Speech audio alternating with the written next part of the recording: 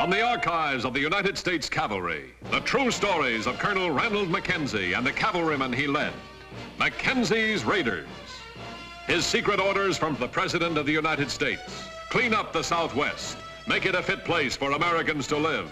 Wipe out the renegades, outlaws, and murderers. If necessary, cross the Rio Grande, knowing capture means hanging by the enemy. Discovery, court-martial by the United States Army.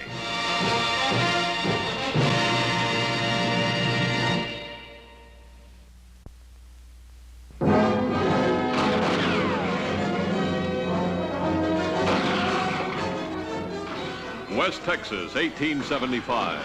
Although many Indian nations had made peace with the settlers, the Apaches still sought revenge from those who had invaded their land. Billy Stone fought valiantly for his life.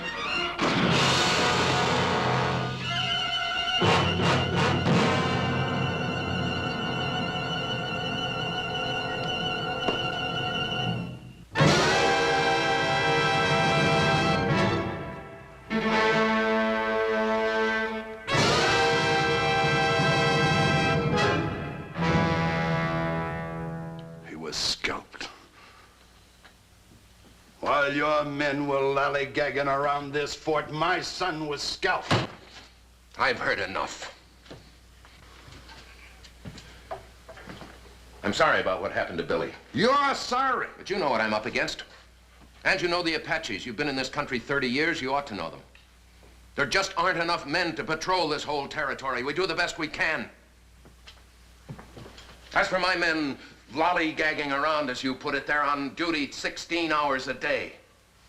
I've got 1,500 square miles to patrol, 1,500 square miles. I've got reports of Apache raids here, and here, and here at Bitter Creek, and then again up here at Stanton's Crossing, 400 miles away. I can't do the impossible. The fact remains, my son is dead. You're the Army. What are you going to do about it? Rich, there's nothing I can do about it. By now, those Apaches are 100 miles away. I'm not talking about just those Apaches. I'm talking about every mother's son of them. I've spent over half my life fighting them. They killed my 2 sons. They killed the woman who bore them. I've built up the biggest spread in the entire state of Texas. For what? For the dust of my family? Well, they haven't killed me yet. Oh, they have tried. But before they do, I'll avenge Billy and the others 100 times over. It takes time, Rich. Time and men. Please give me the time. Ronald, we've been friends ever since you took over at this fort. I'm sorry for what I said. I understand, Rich. I understand. I don't think you do.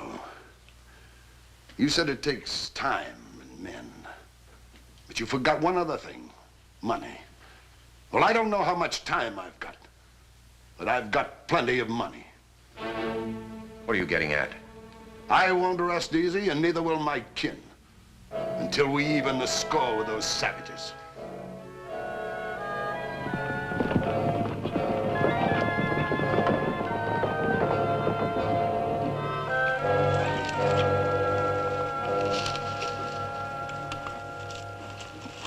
I never saw so much of nothing in my whole life, Colonel. A dozen Apaches could be right under our noses. No doubt they're sneaky. Reckon we'll ever see the last of them. Wonder how often they've asked that question about us. Colonel, Apaches over there.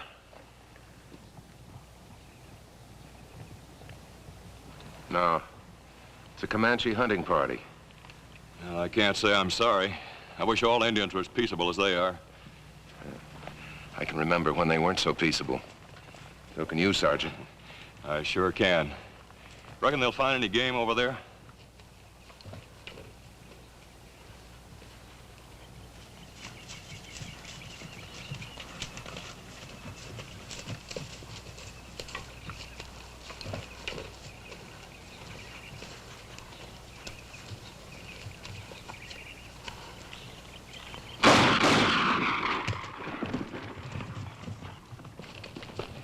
You take care of them 2, I'll get the other one.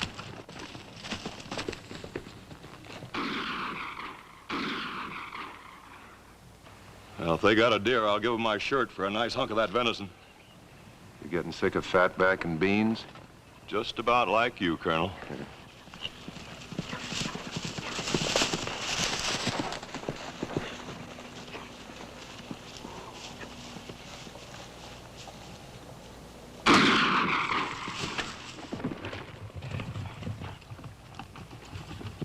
Here, follow me. At a gallop.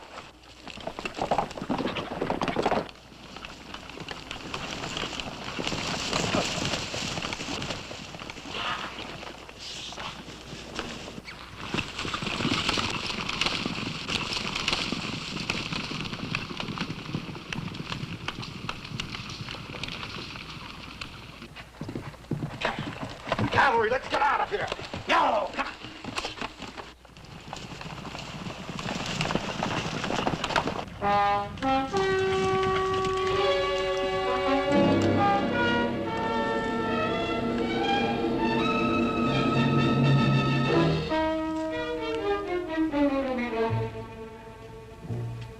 Scalped.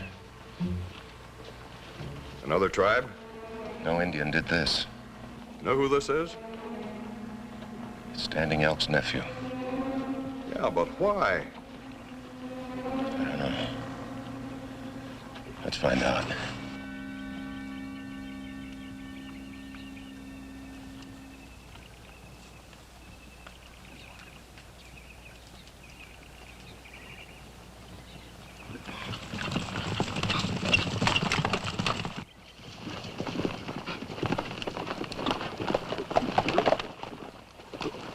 They're headed east.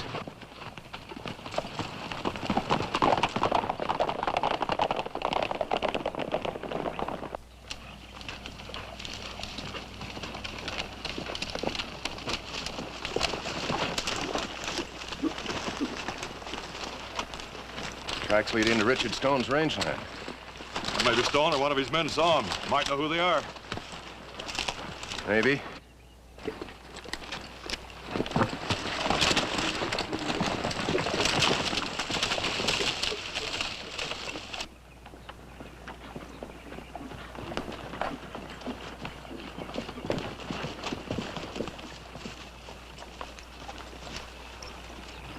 Every time I come this way, I like to stop and just look at it. Stone may have paid too high a price for it. Yeah, I reckon you're right. What with the Indians scalping his son last month on top of everything else.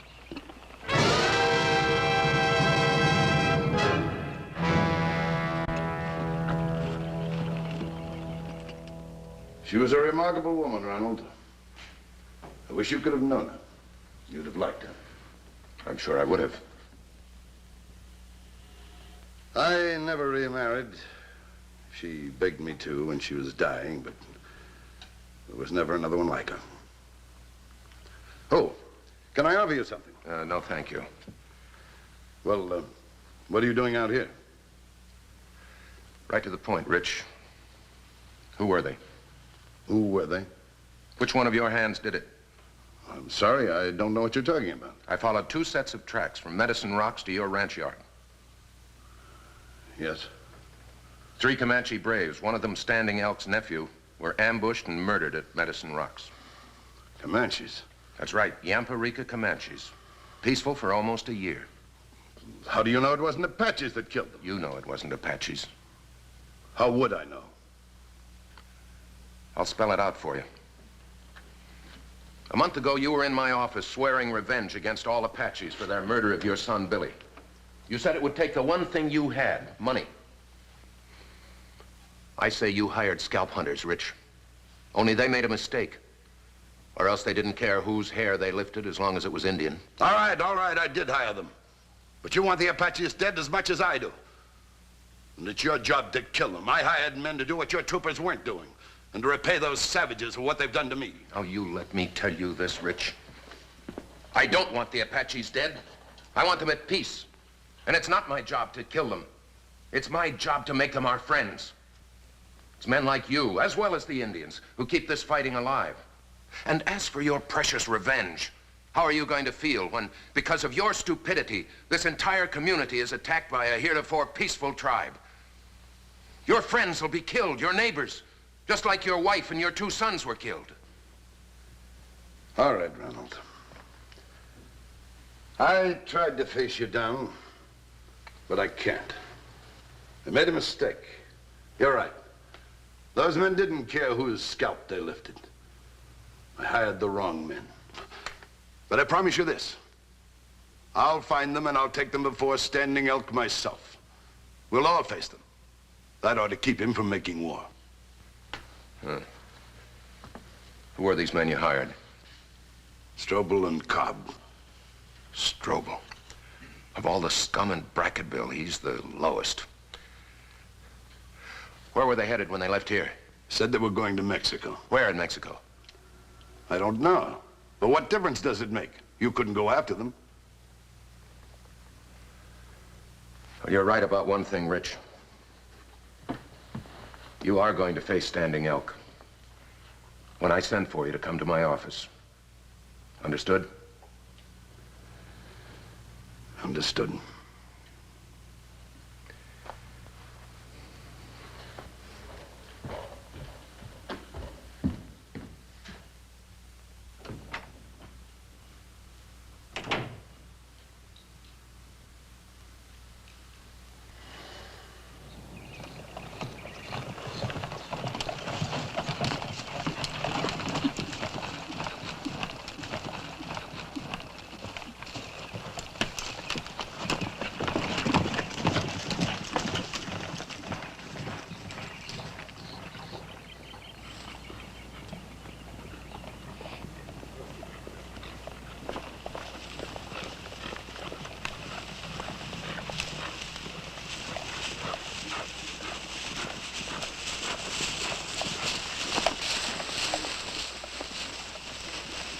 Sergeant.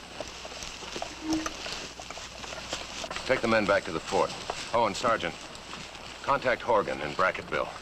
Have him come to my quarters after dark tonight. Sir? After I talk with Chief Standing Elk, and if Horgan can answer a few questions, you and I may be taking a little trip. Yes, sir. Troopers, form on me.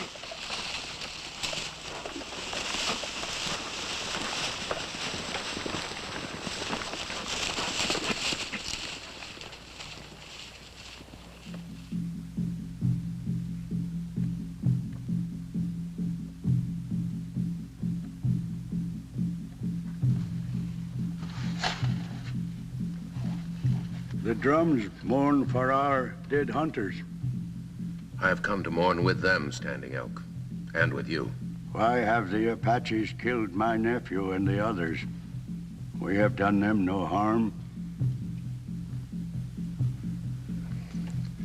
Chief Standing Elk, they were not killed by the Apaches.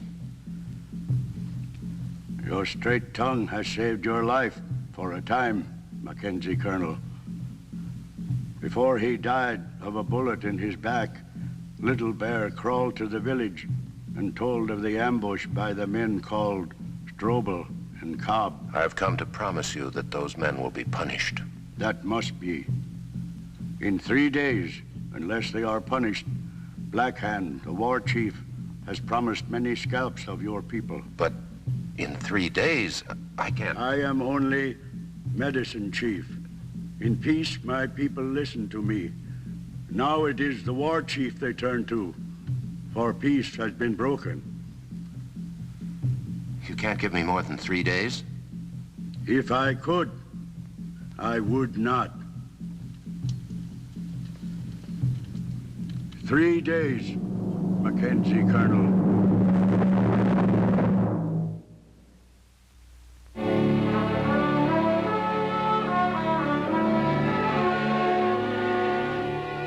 One of the most closely guarded secrets at Fort Clark, Texas in the middle and late 70s was the existence of an army within an army. The Raiders, hand-picked men for hand-picked assignments. Just as closely guarded a secret was the existence of a select group of men who funneled information to Mackenzie regarding the movements of the lawless elements in and around Brackettville. One such man was Frank Horgan. Exactly the kind of an offer Strobel would jump at. To stop the Comanches from making war, I've got 3 days. Are you sure he's in Mexico? The only thing I'm sure of is that if you don't find exactly where he is, we've wasted a lot of years of fighting and dying. One thing, if he is in Mexico, it'll be somewhere in the hills. He's got a reward on his head down there. He'd never go into a village. All right. Comanches have given me 3 days. You know how much time that gives you. Yes, sir. Just one thing. Be careful. Get all the information you can, but don't let anybody in Brackettville know what you're doing. I don't want you to end up with a knife in your back. I'm not anxious for that myself, Colonel. I'll do what I can. Good luck.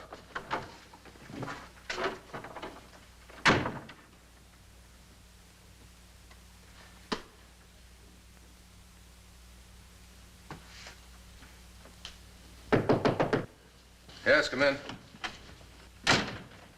Yes, Sergeant. Heliograph report from Lieutenant Donahue, sir. Read it, please. Relayed from Chotner Lookout Station. Report large movement Comanches south. For instructions made no contact. Signed Lieutenant J. Donahue. Black Hand has gotten in touch with the Quaddies already. But we can't move till we hear from Horgan. Where is Horgan? Because of one rancher's stupid mistake, we face 2,000 Comanches with 200 men. All right, Sergeant. Put the entire fort in emergency status. Yes, sir. That's all.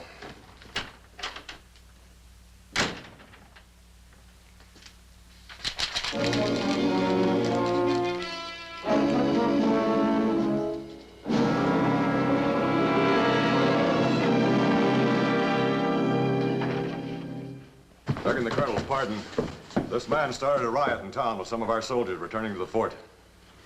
Well, Sergeant, have the men wait outside. I'll let them know when I need them. You please remain.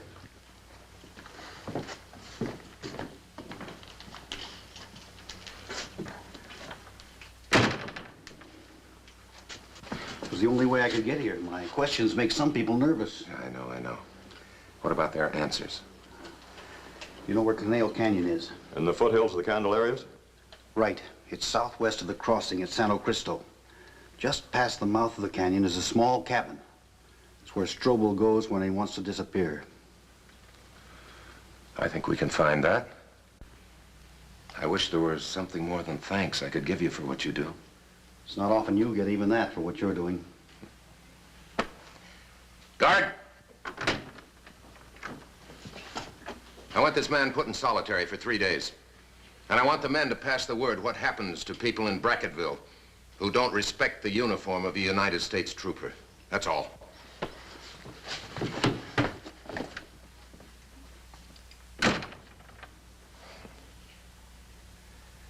Sergeant, you and I are riding toward the Rio Grande with a full patrol. Full patrol, sir? Right. Those Mexican federales have been getting a little too suspicious of me lately. Yes, sir. It was too close for comfort the last time we crossed the river. The full patrol is to ride along parallel to the Rio Grande on the United States side, as though looking for a place to cross into Mexico. I hope this will bring the Mexican sentries along with them. In the meantime, you and I will be waiting 2 miles upstream, waiting for a chance to slip into Mexico. Just the two of us, sir? I don't relish it any more than you do, Sergeant. Leaving immediately, sir? No. No, let's wait until daybreak. That way there'll be more likelihood that we'll be seen. Yes, sir.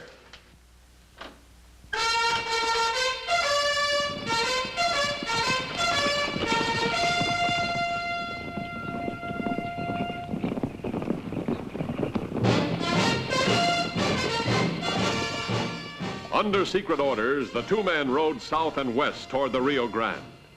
Many times, Colonel Mackenzie and his raiders had entered Mexico in pursuit of marauders and Apaches.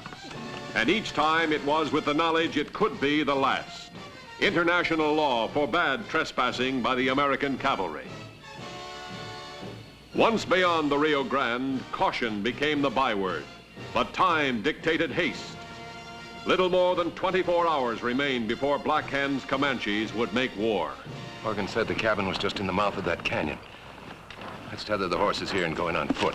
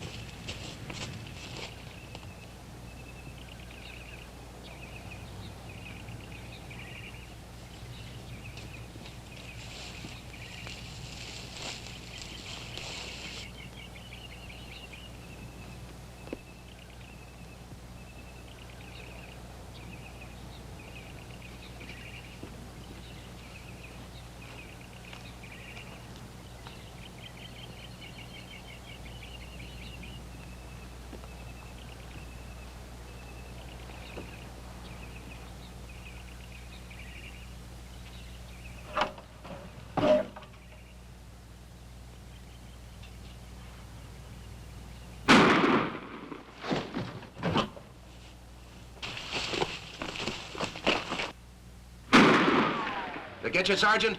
Just my leg, Colonel. Cover the one I hit. Don't shoot until I tell you. Mackenzie! It was bad timing. Come on out, Colonel.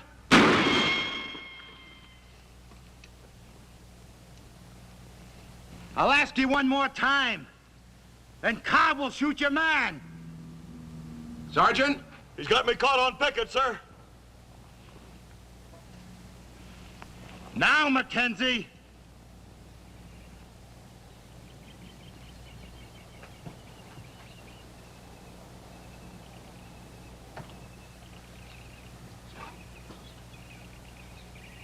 Throw your gun down.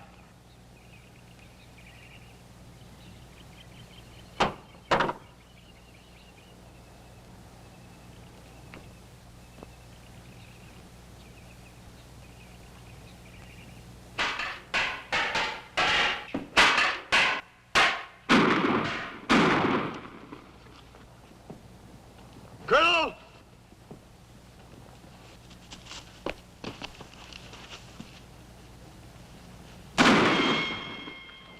For a moment, I thought you brought your troopers with you. How much of your ammunition did you put in the stove? Mackenzie! All this firing.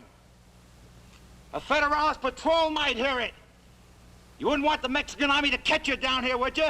No more than you would, Strobel. Oh, you know about the price of my head? I do. All right, it's a standoff then. We both can't afford to get caught. I'll make a bargain with you.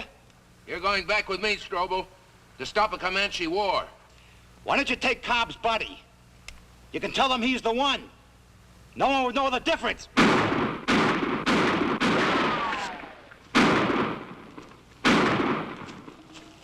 All right, drop the gun. I've got one bullet left.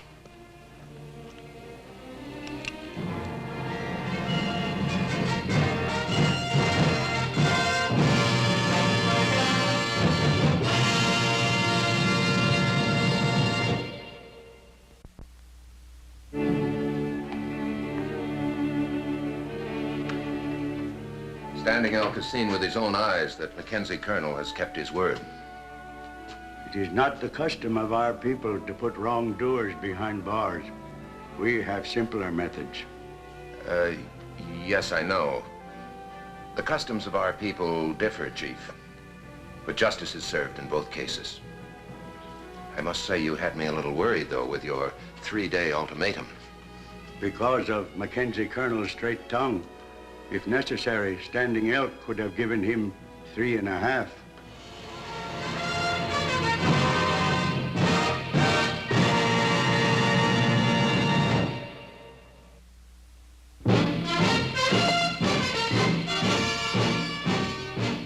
Mackenzie's raiders rode again and again, carrying out the secret orders of the President of the United States.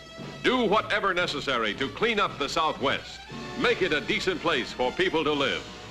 Ride with Mackenzie's raiders as they relive the blazing pages of history in the making.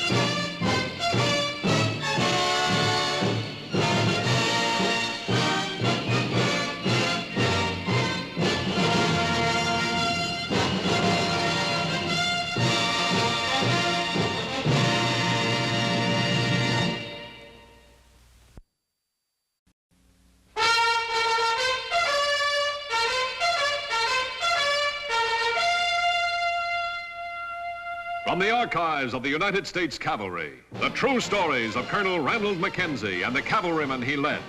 Mackenzie's Raiders. His secret orders from the President of the United States. Clean up the Southwest. Make it a fit place for Americans to live. Wipe out the renegades, outlaws, and murderers. If necessary, cross the Rio Grande, knowing capture means hanging by the enemy. Discovery, court-martial by the United States Army.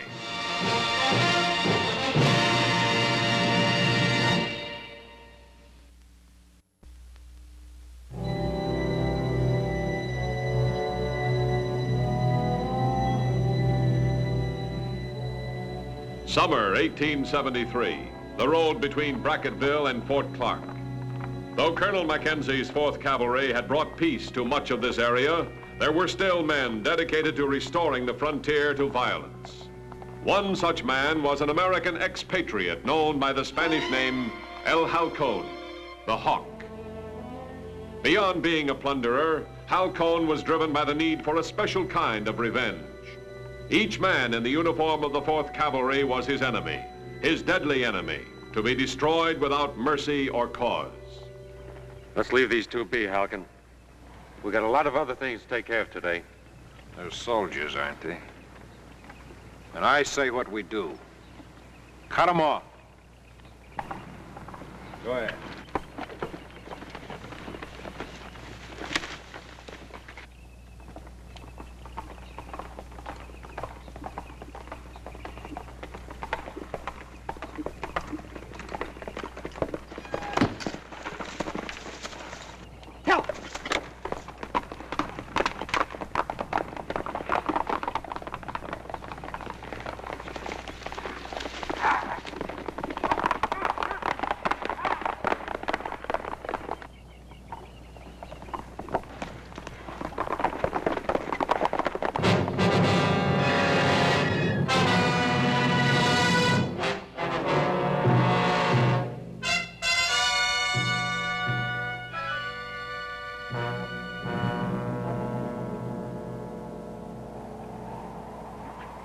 Every soldier he can get his hands on is dead.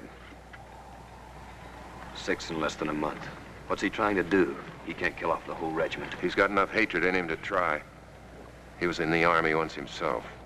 Halcon? Long time ago, long before he called himself Halcon. He and the Army didn't get along very well. He was plain Corporal Charles Barron then. Now he's trying to get even. I wonder who with? Me. I court-martialed him. Sergeant Wells. Yes, sir. Cut those men down. Then we're going back to Fort Clark. Yes, sir.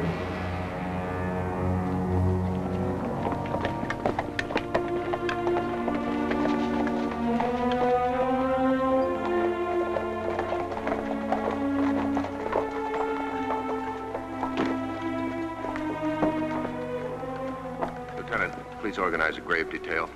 Then have the sergeant dismiss the men. Yes, sir.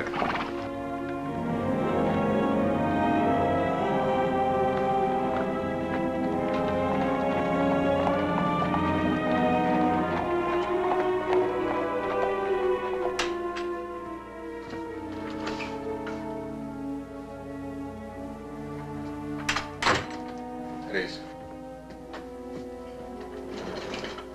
Oh, Brian.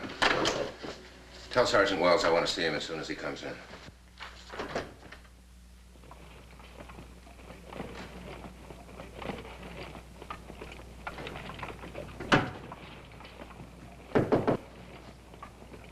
Come in. Shall I make out an incident report, sir? No, Sergeant, I'll do it. Oh, Sergeant. Yes, sir. How are the men taking it? I mean, about Smith and Peterson being... Well, they're kind of jumpy, sir. I don't think there'll be any complaints about passes being canceled. I heard one of the troopers say this morning that he wished the colonel would cancel all passes, so he wouldn't be tempted to go to town and end up getting himself killed. We gotta stop this, Sergeant.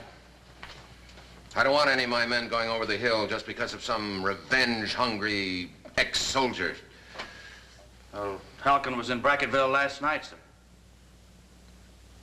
We keep learning these things too late to do us any good. What brought him to Brackettville? Oh, he got after some new people in town. He would have killed them if the neighbors hadn't come out with guns. He's never gone after civilians before. Well, he did last night. All right. All right, Sergeant, let's go. Where to, sir? Brackettville. I want to know why Halcon picked on these particular civilians. Come on.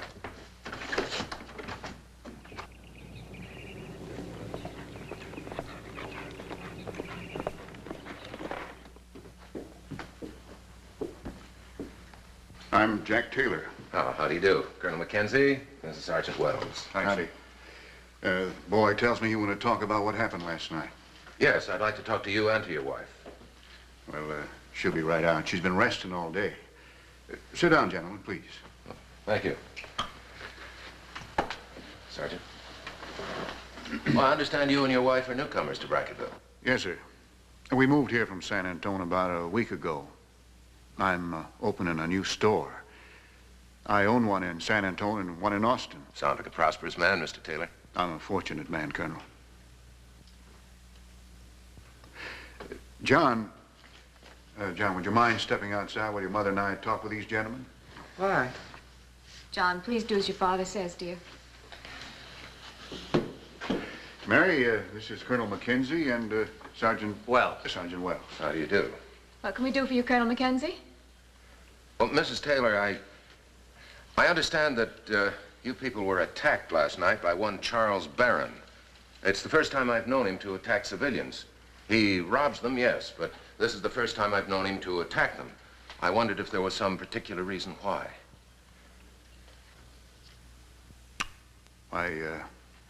Colonel Mackenzie, I'm afraid I couldn't say why this man... We may as well tell it, Jack. We're going to need protection, Colonel Mackenzie. I just married Mr. Taylor a year ago. I was married before. To Charles Barron. John is his son. Barron's decided he wants the boy back. He lost track of us, you see. I left Charles over 6 years ago, but then we came here and he found us again. Last night he came for the boy. If John hadn't been staying the night with a friend, I'd have lost my son. And we wouldn't tell him where he could find the boy. Well, you can see what he did. He'd have killed us if some of our neighbors hadn't helped us. He hates us, Colonel Mackenzie, and he's a man of deep hates. I wouldn't go with him, you see. 6 years ago, when he broke out of prison and went to live across the border, I wouldn't go with him. I wouldn't do it. And last night's the first time you've seen him since then? The first time. But it won't be the last, I'm sure of that. He'll be back for the boy. He said so. And he won't stop at anything to get what he wants, I can tell you that. Yes, I know Charles Barron, Mrs. Taylor. I know the kind of man he is. We've decided the best thing for us to do is leave this town on the next stage. I'll send someone else to open the new store. But between now and then, we need protection. Or he'll take my boy across the Rio Grande and I'll never see him again. He'll turn John into an outlaw just like he is himself. Will you help us, Colonel Mackenzie? Mrs. Taylor, perhaps we can help each other. Now, I can't put a guard on this house around the clock. In the first place, I haven't manpower enough for that. And in the second place, even if I did, it would probably only serve to keep Barron away. However, I do think it would be a good idea if you and Mr. Taylor and your son would come to the fort. To stay? No, just until the next stage. Just until this Charles Barron, this Halcon, as he likes to call himself, makes his next move. Well, I can't think of a safer place. Mrs. Taylor, if you'll just get some things together, we'll drive you out to the fort right now. I'll be as quick as I can. Excuse me. Well, this is very kind of you, Colonel. I'm hoping we'll both profit from this, Mr. Taylor. We'll be with you directly.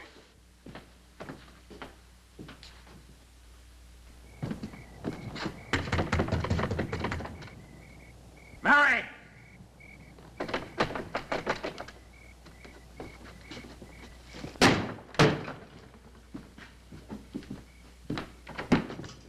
Mary! They ain't here. They must have tore out after last night. Mary! If we keep hanging around here, we're going to be in a lot of trouble. Set fire to it.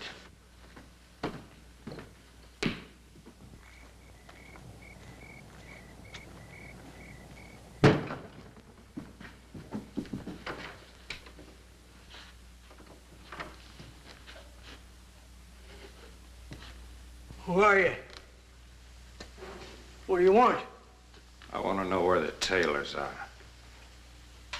Well, I don't know.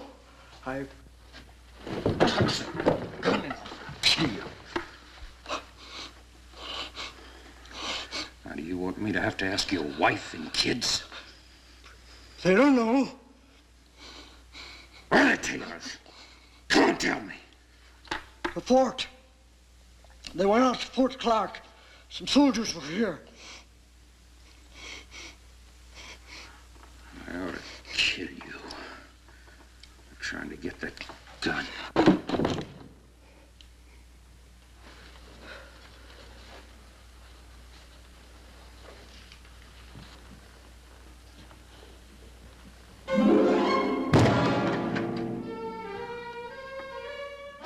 My son comes back here. You give him that knife. And you tell him I'm waiting for him.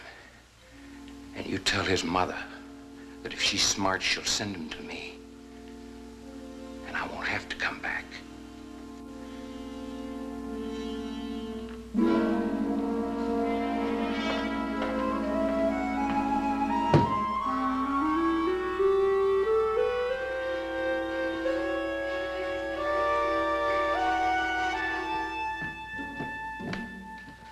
Told you to burn them. How can it's crazy? The whole town's going to be down on us for this. Burn the place.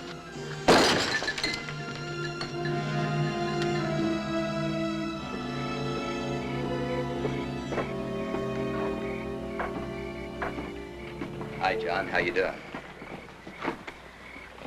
You're a little shy, aren't you? I haven't seen you talking to anybody. I'm not shy. You know, I have a boy. Of course, he's not as big as you. He's back in New Orleans with my wife. And I tell you, I miss him. Keep away from me. I hate soldiers. My pa hates them, and so do I. Just because he does something, there's no reason you have to. You ought to take after your new pa instead of after... He ain't my pa. Jack Taylor ain't my pa. I'm Charles Barron's son, and he's coming to get me. And no soldiers can stop him, because he's smarter and braver than any soldier. He's a murderer and a thief, John. And you're scared of him. You're scared he's gonna kill you. Well, he is. He's coming to get me so I can join him. And he's gonna kill all of you.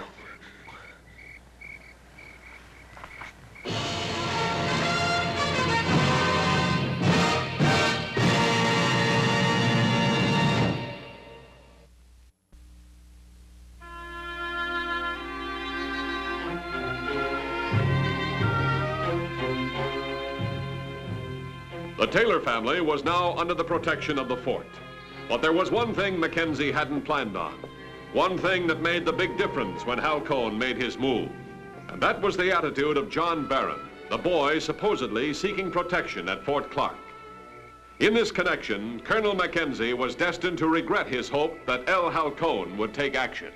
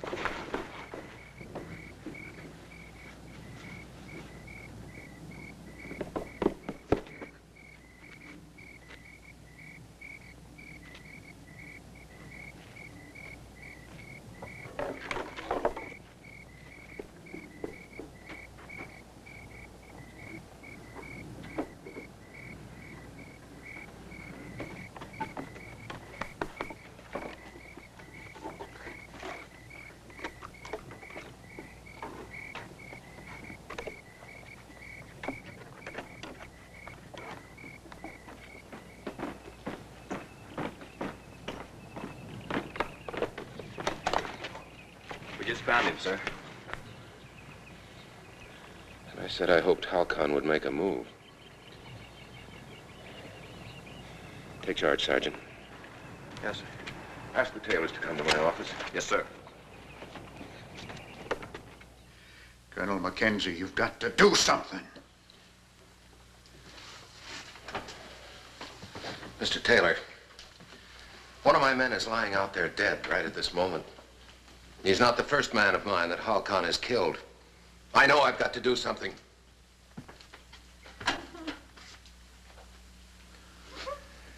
I'm sorry, Mrs. Taylor. Now, perhaps you can help us. Perhaps you can tell me as simply as you can and as calmly as you can just what happened. When did you first miss your son? Not until Sergeant Wells woke us up. They'd found that soldier out there and they knew Charles had been here. John didn't come in with Jack and me when we went to bed last night. He stayed outside. I guess he never did come in because his bed wasn't even slept in. Kidnapped. Right here in an army fort. Mr. Taylor, my man is dead because he wasn't alert. But the boy is gone because he wanted to go with his father. That's hardly kidnapping. I didn't see any reason to tell you that he admired his father that much. I didn't think it would matter. No, of course not. We tried to teach John better, but we got so we never talked about it because it hurt Jack so much. I know. The boy thought his father was some kind of a hero. All right, Mrs. Taylor. I'll get your boy back. And at the same time, I'll get Halcon.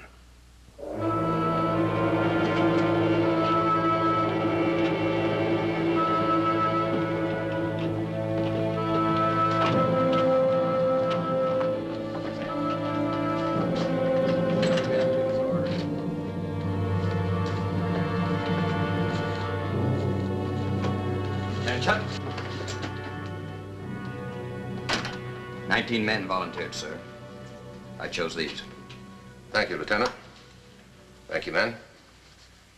At ease. Oh, this is Senor Torres. Tonight, men, we go after Halcon. All right, gather around. I've had Senor Torres scout the other side of the river for us. He tells me that Halcon's camp is just about here. He also tells me he's got 8 men with him in camp. That means we'll be somewhat outnumbered. However, we have surprise on our side, and we have an organized plan. Now, Lieutenant. Yes, sir. We'll cross the river just about here. Mackenzie and his raiders proceeded to a point about a mile above Halcon's camp. Once in position, the raiders made preparations to infiltrate the camp. Having located the hideout at the top of a ravine, Mackenzie and his men made their approach. The plan was simple. Remove the perimeter guard, then strike for Halcon himself.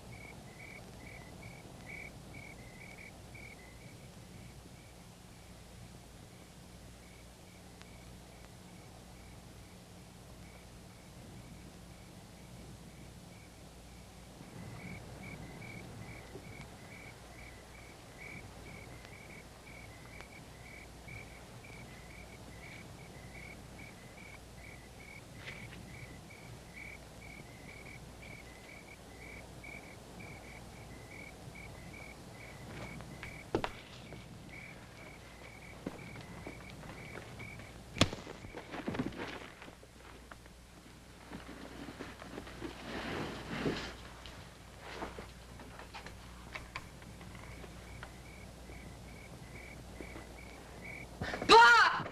Pa, soldiers!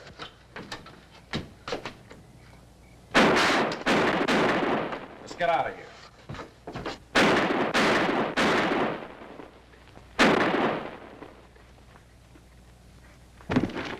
Ride with me.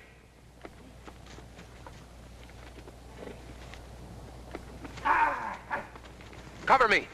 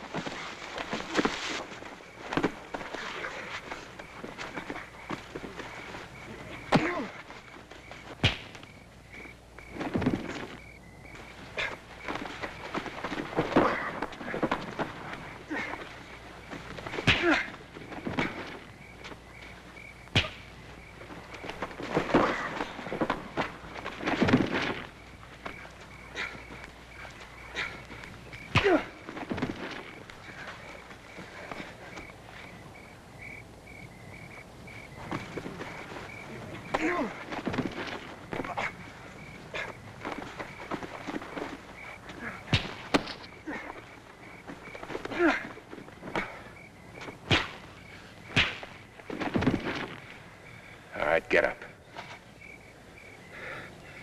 Go ahead. Kill me. Not a chance. You're going back where you were 6 years ago. All right, on your feet.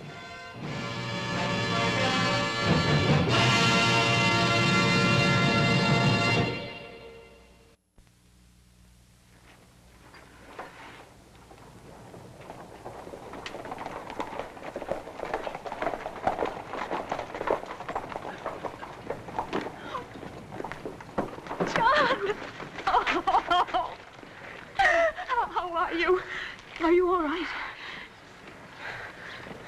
He left me.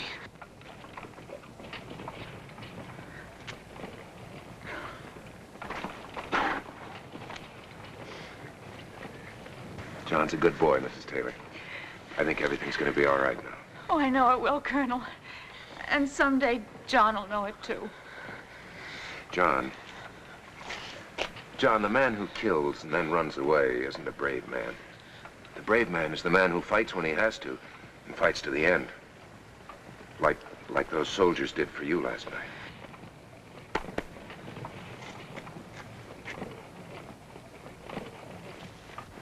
Lieutenant, take charge of the prisoner and dismiss. Yes, sir. Sergeant Wells.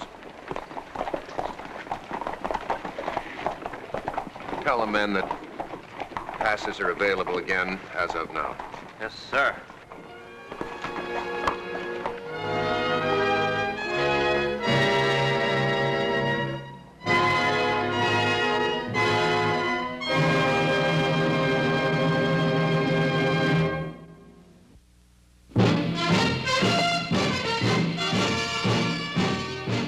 Mackenzie's raiders rode again and again, carrying out the secret orders of the President of the United States. Do whatever necessary to clean up the Southwest, make it a decent place for people to live. Ride with Mackenzie's raiders as they relive the blazing pages of history in the making.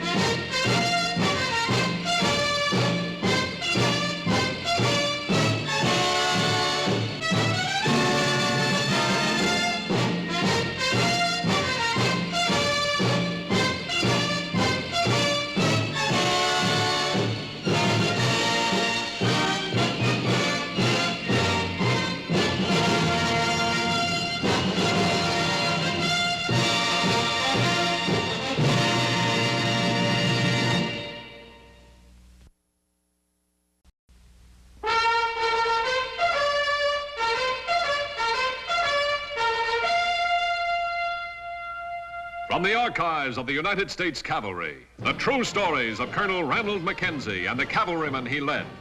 Mackenzie's Raiders. His secret orders from the President of the United States. Clean up the Southwest. Make it a fit place for Americans to live. Wipe out the renegades, outlaws, and murderers. If necessary, cross the Rio Grande, knowing capture means hanging by the enemy. Discovery, court-martial by the United States Army.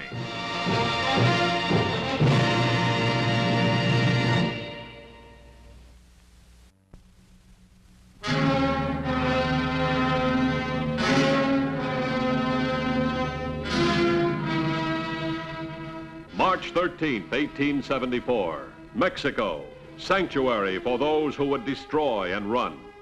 A sanctuary protected by endless miles of trackless waste. Protected, too, by the laws of decent men, which held a country's border inviolable. No, something's wrong. He's not getting us. Try him again. For weeks, Colonel Mackenzie had sought the stronghold of the Brothers. It had been found buried deep in the Palos Negros range. Wait a minute. See that saguaro cactus up there? He's above it and to the right. Sight him in. I got him, sir.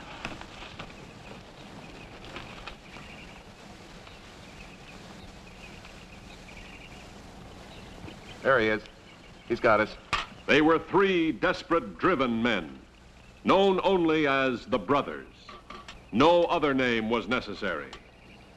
In the border region, this name came to mean terror to all but one man, Colonel Ranald Slidell Mackenzie. Brothers returned last night to Gonzales' cabin. No fresh horses there. They can't move for 2 days. 2 days. At last. All right, Sergeant. Acknowledge the word count and tell Tower the raiders will rendezvous with him at Carbon Canyon an hour before sunset.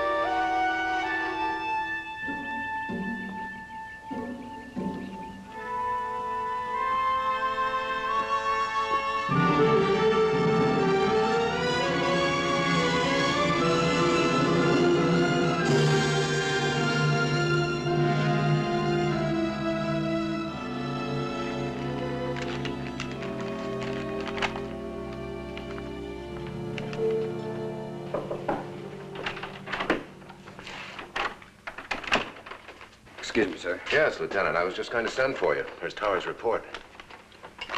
You waited a long time for this. You bet I have. How are you going to get them to come out? I'm not. I'm going in after them. The Palos Negros Range? That's Chiricahua country. That's right, Lieutenant. Nobody but the Brothers would dare hole up in such murderous country. Nevertheless, we've got to chance it. Now, we're going to move immediately. Alert the raiders. Full gear. Check with Jackson. If his hand's well enough, I want him with us. Yes, sir. Oh, Colonel, there's a Horace Winship outside to see you. Horace Winship. So he finally got here, huh? Why the devil couldn't he stay in Washington where he belongs? Sir? Horace Winship is a reporter with the Washington Tribune. He's a troublemaker. His two main targets are the Rio Grande area and the military mind, as he chooses to call it. He's sure the two of them in combination are going to get us into a war with Mexico. Shall I still post the raiders, sir? Yes, immediately. I'll have to take care of Mr. Winship. Send him in, Lieutenant. Yes, sir.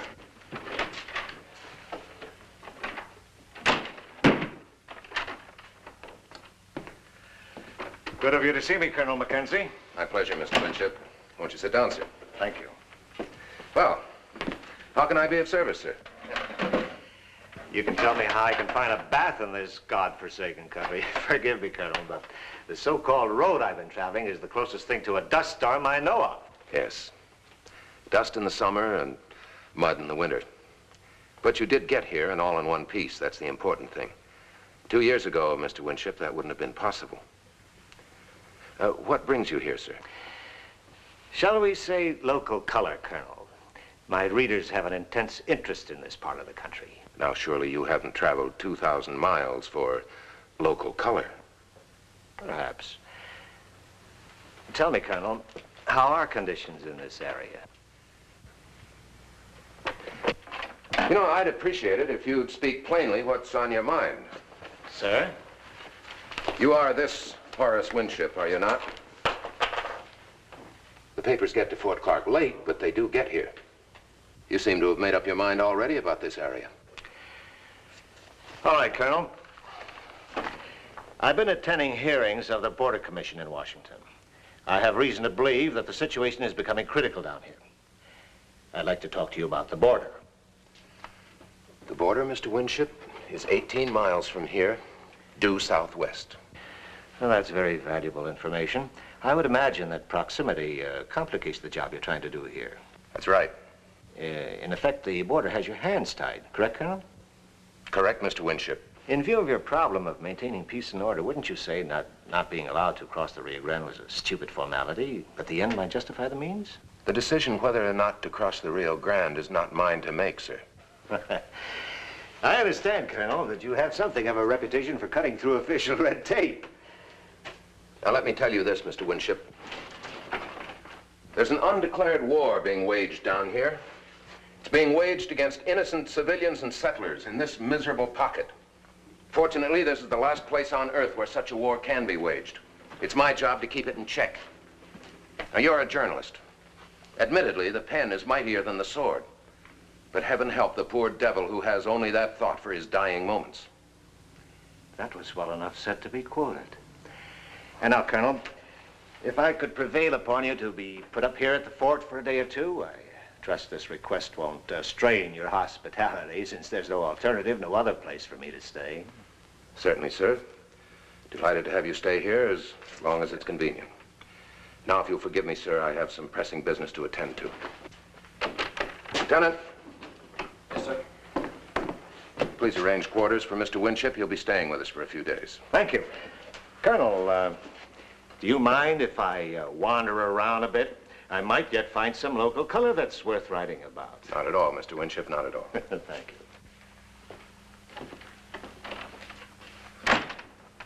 Lieutenant, as long as we're going to be busy tonight, make arrangements for Mr. Winship to have his dinner with the mess. Yes, sir. Sir, the only quarters available for Mr. Winship will be in the barracks. They'll have to do. Oh, Lieutenant. Yes, sir. Be careful of him.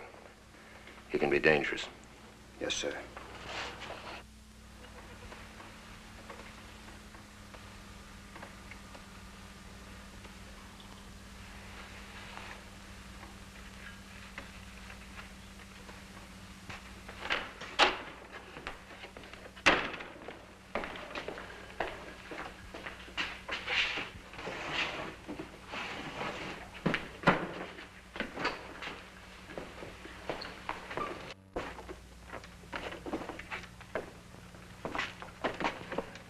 I didn't see you. What's that for? It's nothing. My name's Winship. I'm a reporter here to do a story. I was wondering who I could talk to about the Post. Maybe you can spare me a little time. Might get your name in the paper. Sorry, I'm on duty, sir.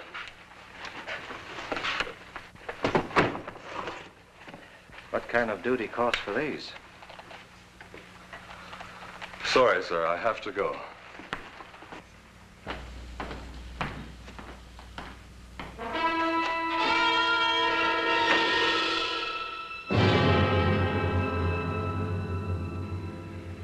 Now, the reward involved, a chance to get the brothers. The risk involved, a chance to run into Chiricahua. Have you ever heard of anyone, sir, that took on the Chiricahua in their own country? No, Sergeant, I haven't. Nobody, that is, who lived to tell about it. So I'll understand if any of you wants to withdraw. Thank you, men. All right, we're all set. We'll pick up Corporal Tower and Carbon Canyon. Oh, and Jackson, pack a bow and some of those Chiricahua arrows you've been saving. They might come in handy. Yes, sir. We'll leave the fort at 5-minute intervals. We'll rendezvous just beyond the ridge. Any final questions? All right. Good luck, and dismissed.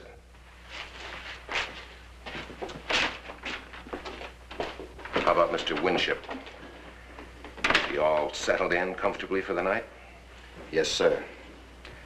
Let's hope he remains that way.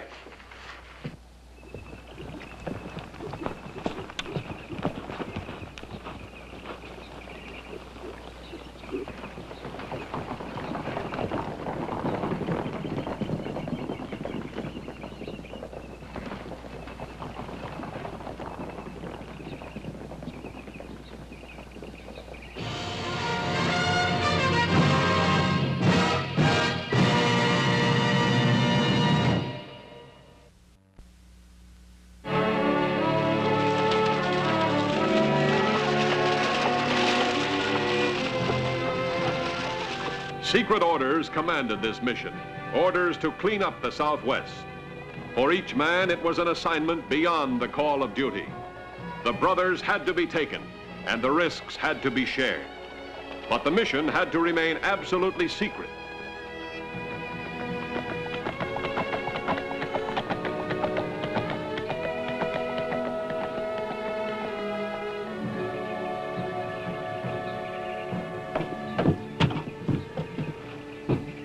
I tell you to get up there and keep a lookout, you get. Well, I found that soldier fella first, and I want some of the fun. You'll get yours soon enough. Now get.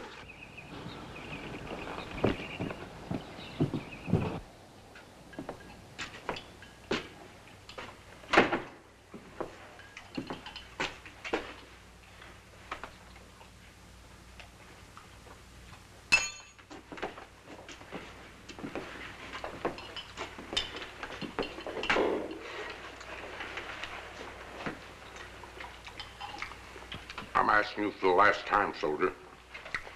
When's Mackenzie coming? No? No? When is he coming? Are you gonna talk? Because if you ain't never gonna walk again. Huh? Huh?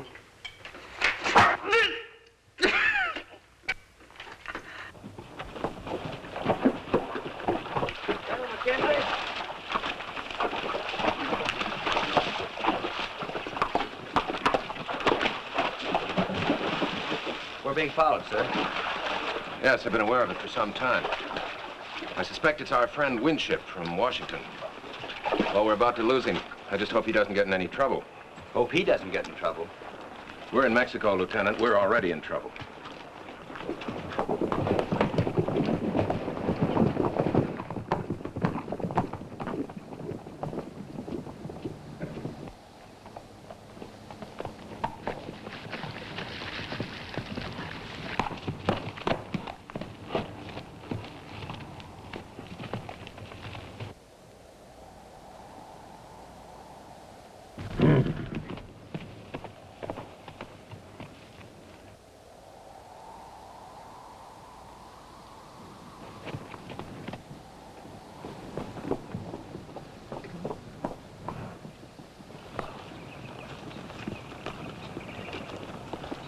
No sign of Tower anywhere, sir. Did Tower acknowledge our message? Yes, sir, he did. Rendezvous 1 hour before sunset. Oh. Probably about 2 hours till sunset. We'll wait an hour. Then we've got to leave. We've got to get to the brothers' shack before dusk. All right, dismount.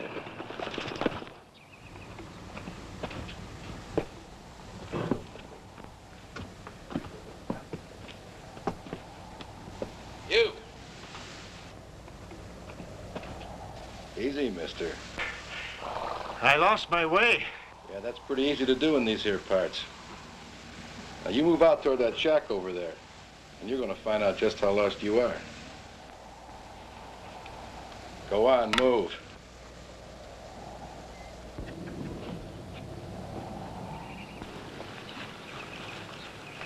How long's it been now, Lieutenant?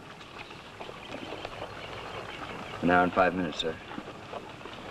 Something's happened to him. Mount up. Mount up.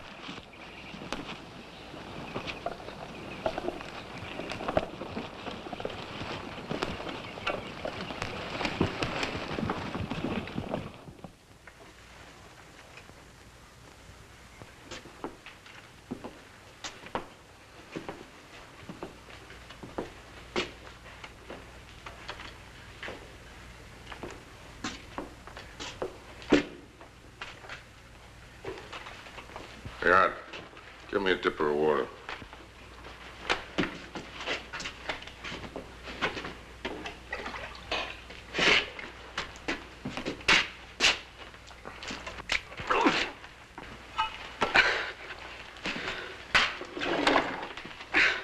All right, come on.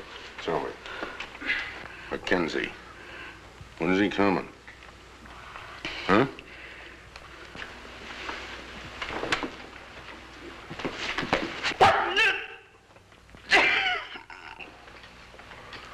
There's a lot of punishment still left in that. Are you gonna talk, boy? Or else your feet are gonna be feeling mighty poorly. Huh? You sure? Stop it! Stop it! What? What kind of miserable animal are you, anyway? I heard there were men like you running loose in this territory, but I couldn't believe it. Who's an animal? I'll tell you who's an animal. Hey, Len, untie him.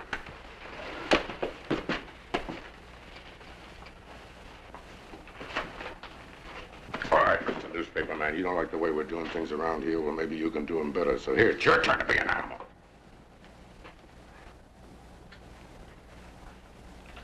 All right.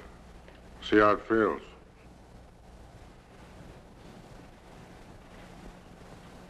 You want me to use this on him?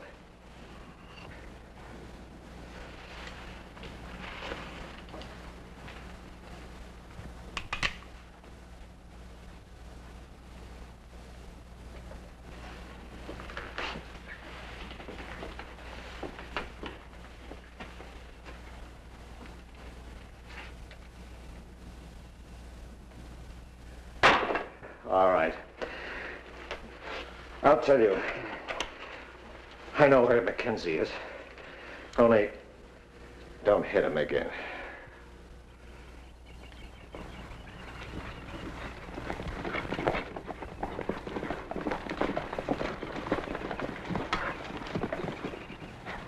The shack should be just up ahead.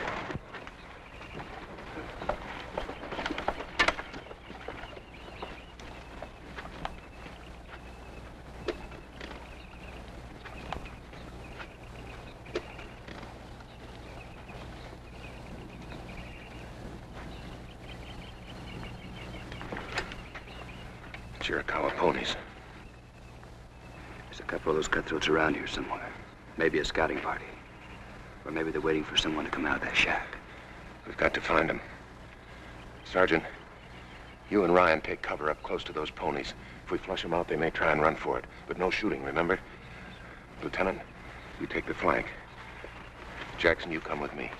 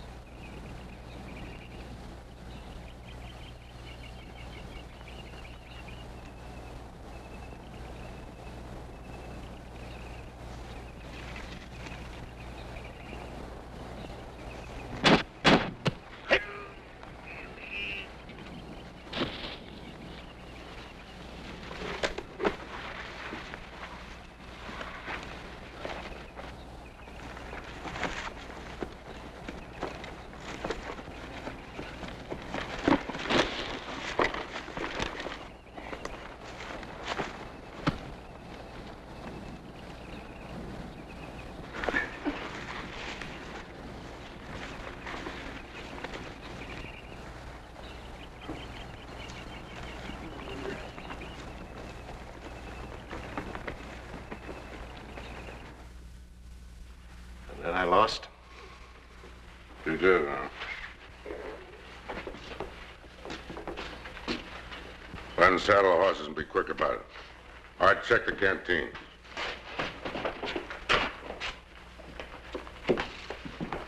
What about them?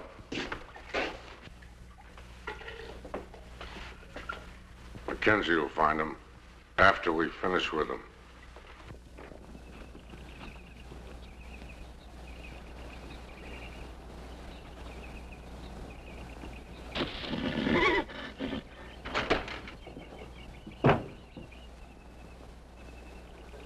You and Ryan jumping.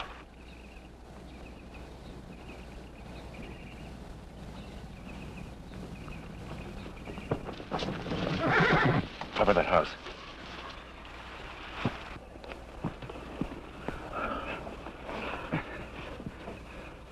Who's in that house with your brothers? Sergeant? Father, I said, who's in that house with your brothers? One of your soldiers and a reporter fellow. Are they alive?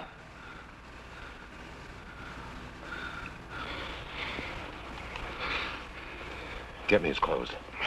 I've got to get in there. But, sir... There's no other way, Lieutenant. They've got 2 hostages in there. He says they're still alive. I've got to get into that house.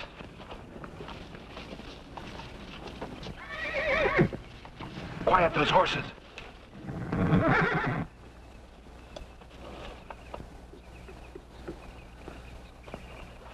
Jackson, I'm going to make a run for the house. Pour as many arrows through those windows and through that door as you can to cover me. Lieutenant? Yes, sir? In the meantime, have the rest of the men sound off as loud as they can. Make them think old Yellowknife himself is out here. Yes, sir.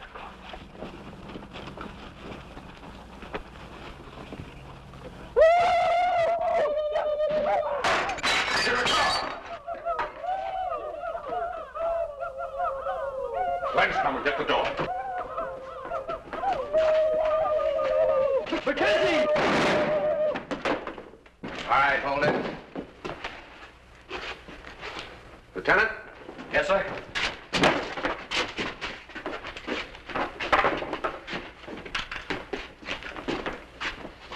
Mr. Winship, as you can see, our local color sometimes becomes a bit violent. Shall we go back to the United States?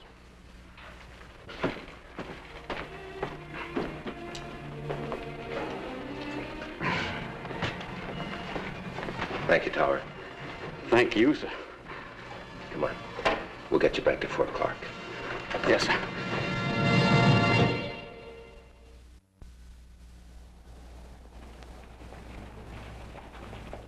The doctor said the tower's all right and we'll be able to walk in a couple of weeks, sir. All right. Tell him he's got a 2 weeks furlough coming, as well as the new stripe he's sporting. That ought to make him feel better. Yes, sir. Oh, and Colonel, Mr. Winship would like to see you. All right. Send him in.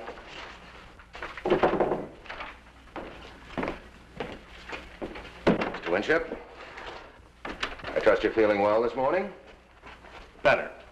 Alive. I'm catching the noon stage east for Washington. Would you do me one last favor and send this out by the nearest Army telegraph to my paper? Yes, sir. I'll see to it. I think you'll agree that this is a story for all America to read. Why don't you read it? Must I?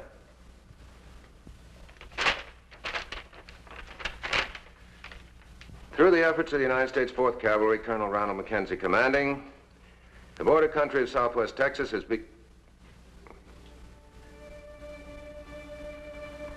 The border country of southwest Texas is becoming a fit place for Americans to live. That Colonel Mackenzie can do this and still maintain the integrity of the Mexican border is a tribute to his courage as a soldier, his wisdom as a statesman, and above all, his profound concern with the lives of his fellow countrymen. Mr. Winship, needless to say,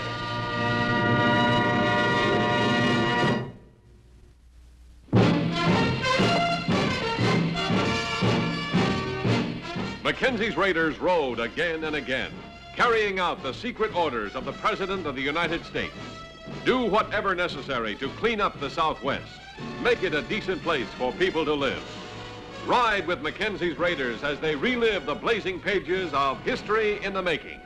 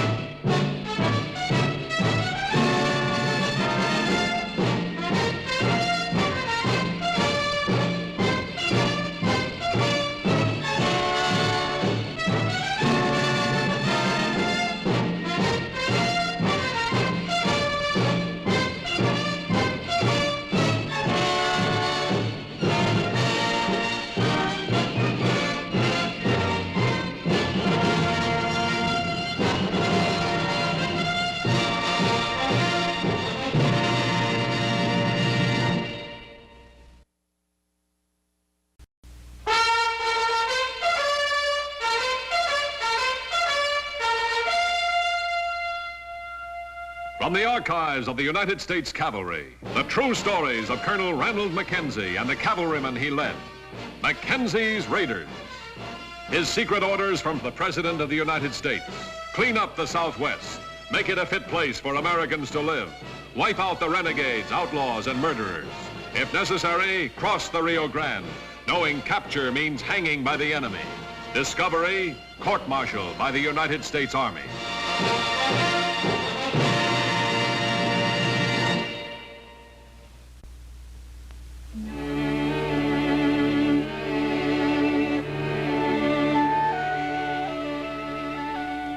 Southwest Texas, 1874, land of great future promise.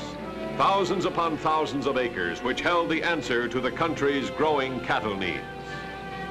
But the frontier was wild and lawless.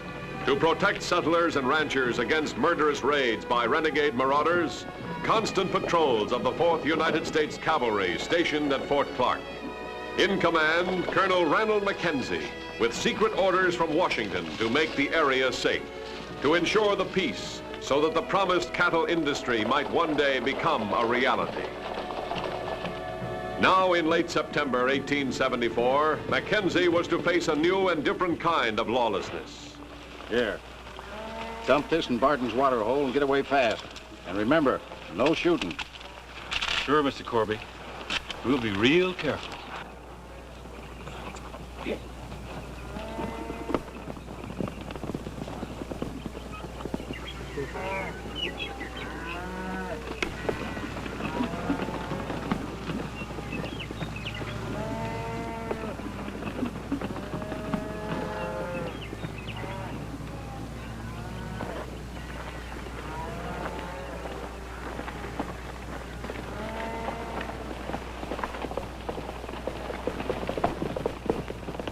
Couple of Barton's men. Take cover.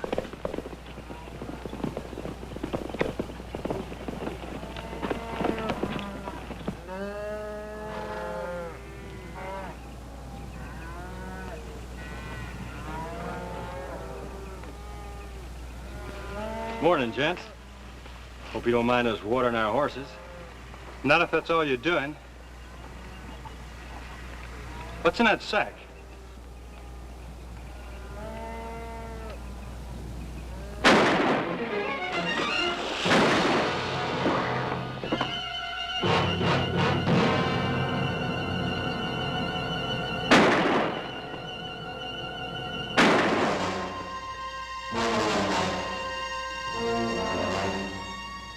Sling them on their horses and dump them in a gully where nobody will find them. After all, Mr. Corby said, no shooting. After months of tension, the outbreak of a ruthless and destructive range war.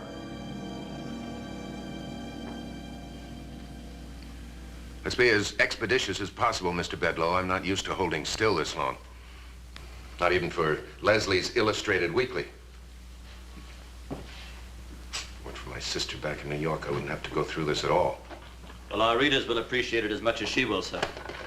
They'd be disappointed if I took pictures of the famous 4th Cavalry without its colonel.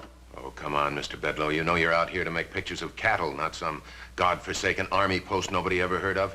A lot of people have heard of Colonel Mackenzie and the grand job you've done out here.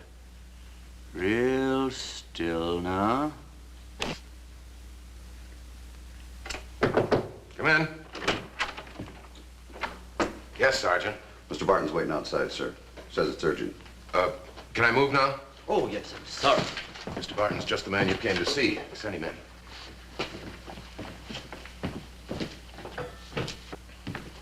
Colonel Mackenzie. Am I intruding? Oh, not at all. Mr. Bedloe?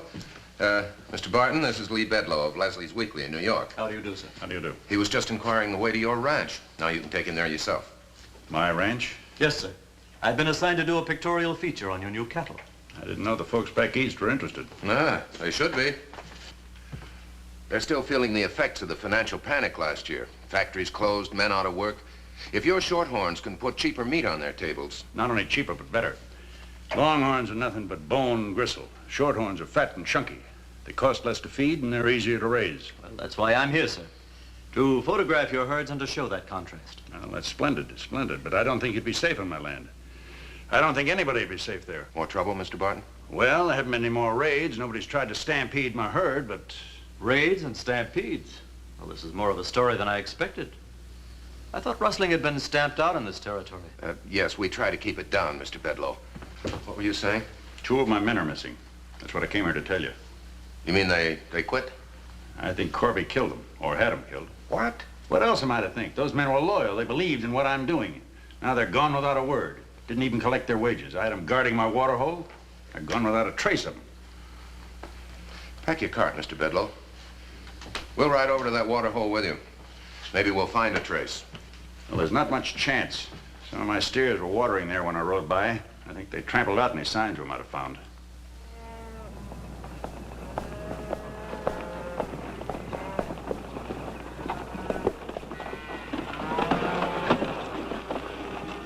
There they are, Mr. Bedloe. Did you ever see a more beautiful sight than those shorthorns of mine? Yes, I can see why you're proud of them. Would you mind if I stayed here and took some pictures instead of riding on with you?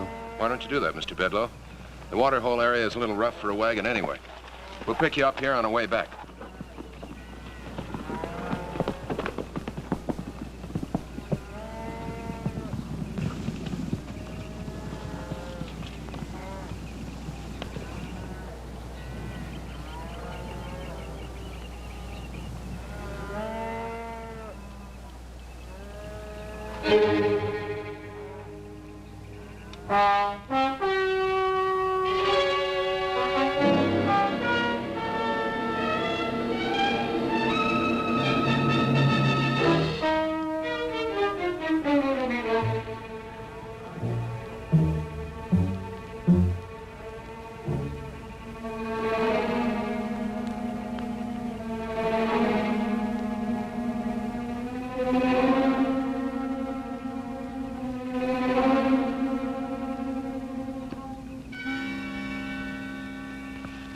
That's Mackenzie Barton got with him. I don't like it. Probably somebody to complain to when he finds out what happened. A lot of good it'll do him. He'll have a bigger complaint when his shorthorns start licking his poison rock salt. Are you sure you didn't leave anything near that water hole that'll point my way? Not a thing, Mr. Corby. You got nothing to worry about. Good. Let's get out of here.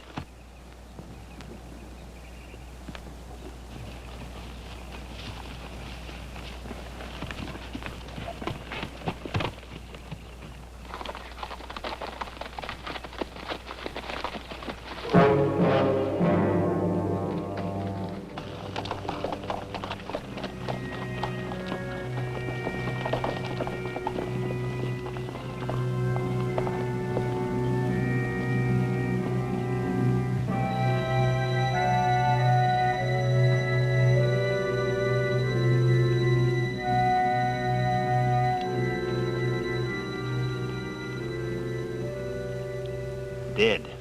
All of them dead. This one isn't. But it's past saving. No. My animal, my job.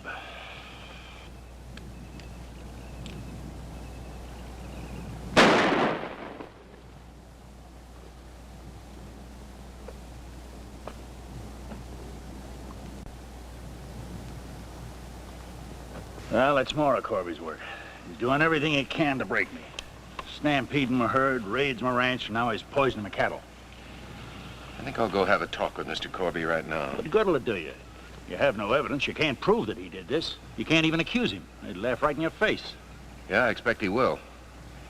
But you give a guilty man a chance to talk long enough, and sometimes he makes a slip. Maybe we can even help him to make a slip. And if he does? Well, if he does, it won't be legal evidence, but at least we'll be surer than we are now. I'll go with you for the showdown. Mr. Barton, I said a talk, not a showdown. Oh, and just to be sure. Oh, now wait a minute. He's too fast on the draw. You'd be dead before you could pull this thing out. Coming, Mr. Barton?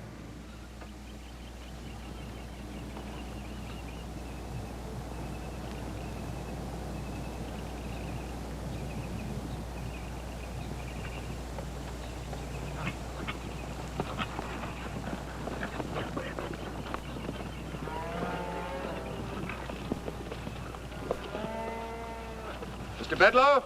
Ah, Colonel Mackenzie. I have something to show you. I'm sorry, Mr. Bedlow. We haven't time to look at pictures of cattle right now. These aren't cattle, sir. They're dead men. What? They look like they've been shot. Those your men, Mr. Barton? Yes, it looks like them. Where'd you take this? Right down there.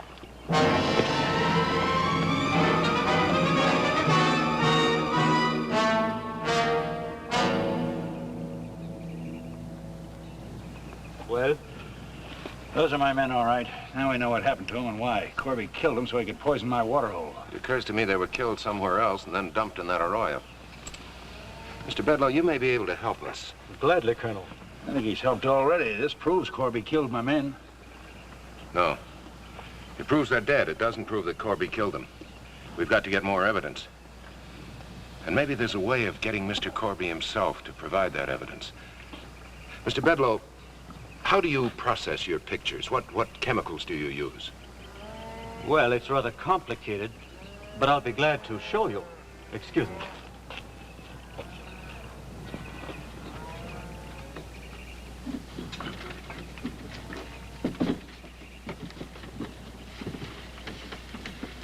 Now, when I expose a plate in my camera, I pour a little mercury into this saucer. And then I light this spirit lamp to heat the mercury. Now, when it starts to boil, the mercury vapor comes up. So I hold the exposed plate over the mercury vapor like this. Then I dip it in a basin of hyposulfite of soda, and the last thing is to wash it in water, like this. And it's finished. I see. What happens if you run out of chemicals? Well, then I'm out of business while I send back east for more. That's why I carry plenty with me. You see, mercury is about the only one you can buy most anywhere. Mercury, huh? All right, Mr. Bedlow, thank you very much. I think the information will prove useful. Nothing's going to be useful except going after Corby. The sooner the better. We'll go see him now. Mr. Bedlow, supposing you drive back to Fort Clark. Colonel, I want my gun. No guns, Mr. Barton. Not yet. No gun? We're dealing with killers, and he says no guns, even after that picture you took of my men. Well, I hope you won't be making the same kind of a picture of us.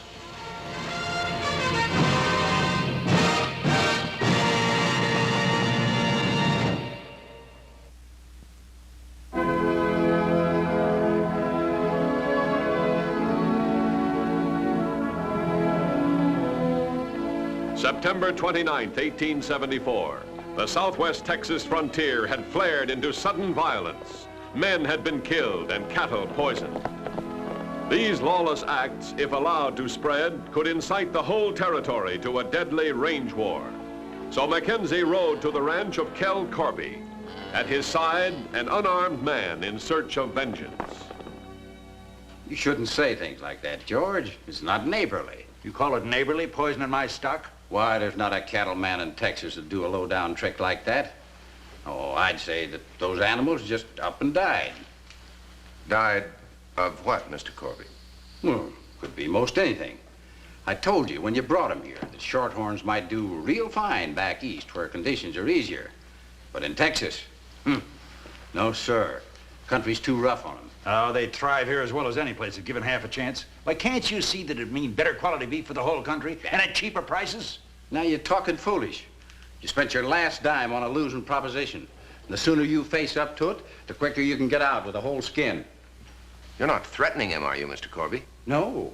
All I'm saying is the man ought to be able to skedaddle away from it while he can. That's what you want, isn't it? Drive me out and leave the grazing for you and your longhorns. This is longhorn country, George. Always has been. There's no cause to change it. Sure there is if you just open your eyes to it. Longhorns need too much grassland. They're half wild, they're tough, and they're stringy. I'm tired of trying to drill some sense into you. I guess you'll have to learn it the hard way. Seeing them animals of yours just lay down and die. They didn't just lay down and die. You poisoned them. Why, you don't, Jeff, don't. All right. None of that. We came here for information, not for accusations. At least not yet. Well, I admit that I don't hold with no shorthorns. But I didn't put no arsenic in their water. How do you know it's arsenic? Why, I don't. But I just figured if they was poison, that'd be it. But you won't find none of it around here. In fact, you're welcome to search the place. Oh, thank you, Mr. Corby. It does seem rather odd, though, that none of the Longhorn ranches have been hit. Only Mr. Barton's Shorthorns. Not so odd, maybe. Colonel, when a man puts his wad on a loser, he might try to copper his bet. Oh, I'm not saying that that's so. But suppose his herd's insured and he hires renegades to poison him, and then he collects. Fits this situation pretty well. I suppose I had my own men killed, too, huh? Well, you ain't been ranching long, or you'd know that all cowpokes is itchy-footed. Yeah, you Army fellas have got a name for that. Desertion. No, not this time. There's a New York photographer in the area. He's been making a series of photographs. This is one of them. Well, I don't know anything about this. Nothing, you understand? Anybody that says I do is lying. Well, the photographer's made other pictures. Perhaps they'll tell us more. We'll see them as soon as they're developed. When he gets some fresh mercury from Brackettville. Good day, Mr. Corby. Coming, Mr. Barton?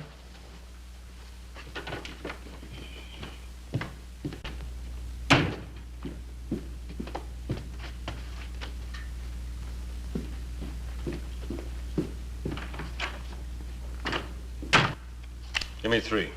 All pink.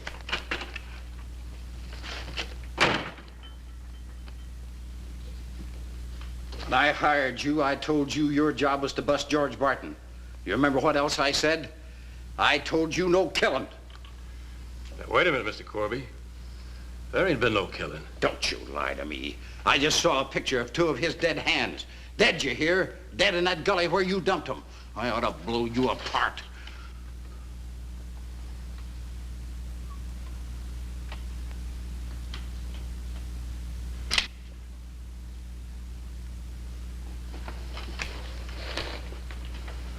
Just you simmer down, Mr. Corby. All right, we shot them riders. We had to. They got the deadwood on us, poisoned that water hole. What'd you want us to do? Give ourselves up and tell them you hired us? Now, look. There's a fella taking pictures everywhere. He found them dead men. You don't say. I'd like to meet up with him. I ain't never seen one of them cameras. I never had my picture taken. No? Well, don't be too sure about that. He may have been up in the hills taking our pictures while we were spreading that poisoned rock salt. If he had, Mackenzie'd have his whole regiment down on us right now. That's real logical. But suppose he was taking our pictures and they ain't ready yet. There's no telling what they might show. Mackenzie let it slip. The fellow's going over to Brackettville to get some mercury, to develop them. If that's all you're bothered about, that's easy to fix. We'd be looking for that photographer, huh, boys? No more of that. No more shooting. Once you start, it's hard to stop, Mr. Corby. I ain't gonna let no photographer get my neck stretched. Now, maybe you got a better idea.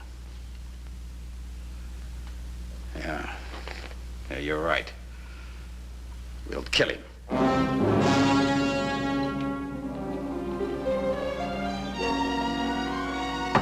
Come in. Sir, Mr. Barton to see you. You needn't announce me. You know what that is, Colonel? Yes, I'd say it's rock salt. You know what it's for? Of course. All cattlemen put out rock salt for their herds. We put it out for our cavalry horses, too. Not that kind. It's poisoned. 30 or 40 of my steers are dead, maybe even more. It got too dark for me to look. I think Corby set this out the day before we called on him. I hope he did it in daylight. Meaning what? From what he said, I'm convinced, too, that Corby's guilty. But I haven't any proof. Now perhaps Mr. Corby himself will give me that proof. Because he's afraid of a photograph that could only have been made in the daylight. A photograph that actually doesn't exist at all. Well, if it doesn't exist, I don't know what you're driving at. If I'm right, Corby will try to destroy any evidence that might connect him with the death of those two men. Yeah. Excuse me, Mr. Barton, I've got work to do. Good luck. Thank you. Sergeant. Yes, sir. Sergeant, pass the word for the raiders. Immediate alert. Oh, and Sergeant, ask Mr. Bedloe to drop over here to my office. Yes, sir.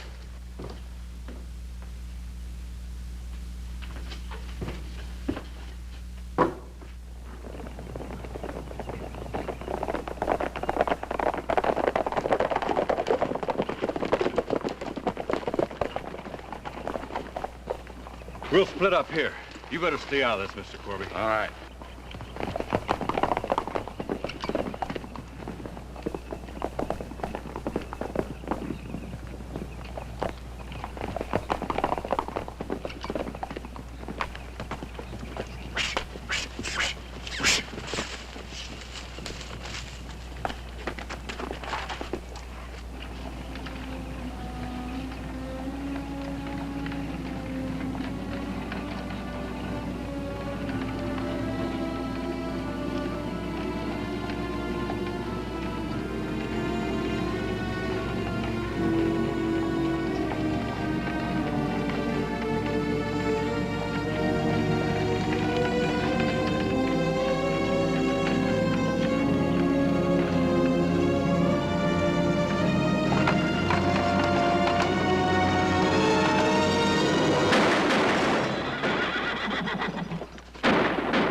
What are you doing here?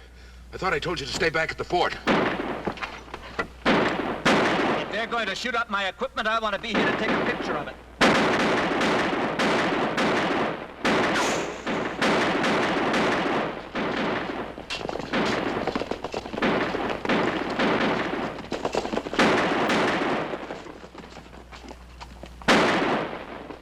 All right, drop it. Is it over? Let's hope so. Well, that didn't take you long. I had some help.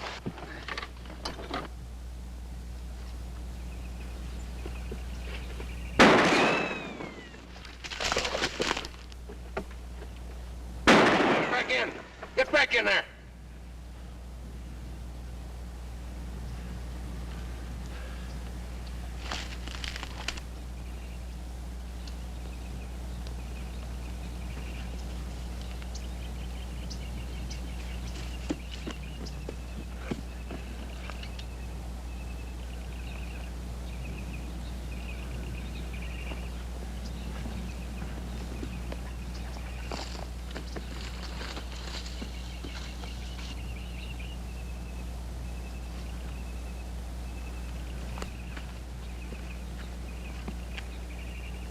You're covered, Mr. Corby.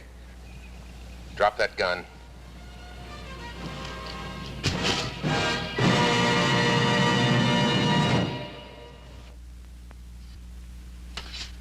Wow. Excellent pictures, Mr. Bedloe. Thank you, sir. Excellent. With one exception. Now, that one will be a big feather in my cap when I get back to New York. Well, at least I hope my sister will like it. Seriously, though, Mr. Bedloe, those pictures you took of Mr. Barton's cattle should arouse a good deal of interest. Those shorthorns are going to be tremendously important to this country someday. Especially now that he's able to raise them in peace. Come in. Yes, Sergeant? Sir, the quartermaster asked me to report our commissary shipments are 2 weeks overdue.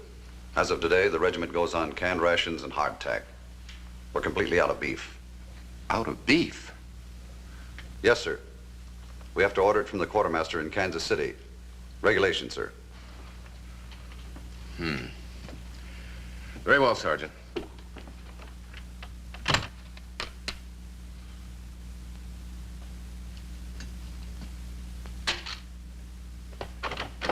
Sergeant. Yes, sir? I think we can forego regulations this once. Ask Mr. Barton if he can sell us 100 head of cattle this afternoon. Shorthorns. Yes, sir.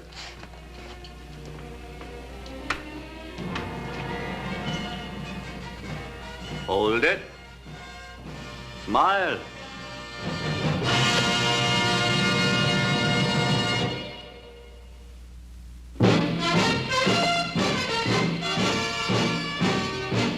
Mackenzie's raiders rode again and again, carrying out the secret orders of the President of the United States. Do whatever necessary to clean up the Southwest. Make it a decent place for people to live. Ride with Mackenzie's raiders as they relive the blazing pages of history in the making.